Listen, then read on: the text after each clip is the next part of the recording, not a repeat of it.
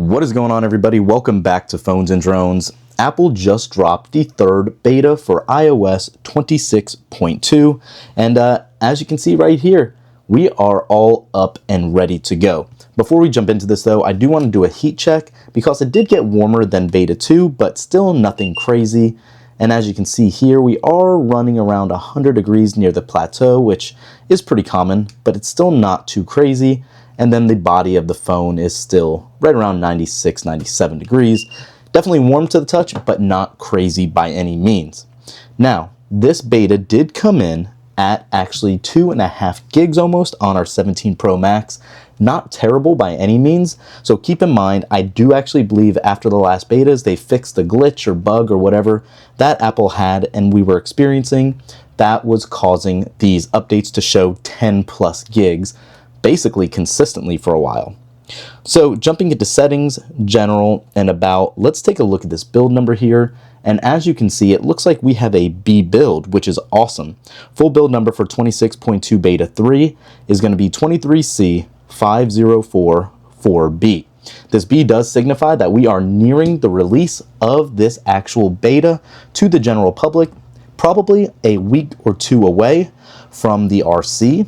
And basically, if you're new with Apple updates and betas, the closer you get to the last letter at a build number to the beginning of the alphabet really signifies how close we are to an update being publicly released. Apple internally feels like an A or B build means that this is pretty much ready to go. Only a very few small tweaks might be left, and we will get this released to the public in the coming weeks. So having said that, since this is a B build, if we jump into our calendar here, today is obviously the 17th. I would believe we actually might get the RC on the 24th next week and maybe even get the actual public release on December 1st or at the latest on the 8th.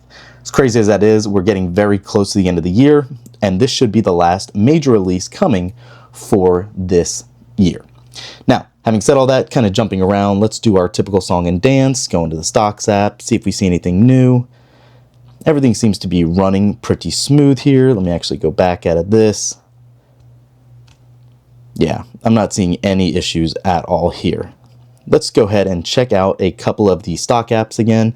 Let's go into music, see if we have any new splash screens or anything. Liquid glass is looking about the same as it has looked recently, so nothing crazy there. I think Apple has finally settled on what this is going to look like going forward. Let's go into the health app. No new splash screens here. Let me actually go into settings really quick also and go into iPhone storage. This is something we haven't talked about in a little bit. Let's see if we're actually getting, okay, I'm actually pretty excited here.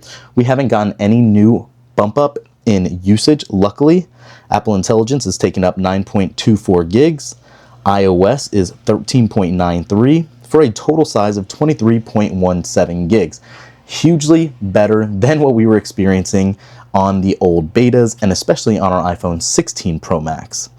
And then looking at system data itself, that is pulling in just over 19 gigs. Much more reasonable than what we've seen in the past. There is also another change here, I believe, that is in regards to local storage. I'm actually not too sure where that is, haven't actually looked deep enough into it, but there should be an option for local storage changes here. I'd use our search, but we know how broken that is. Let's look anyway.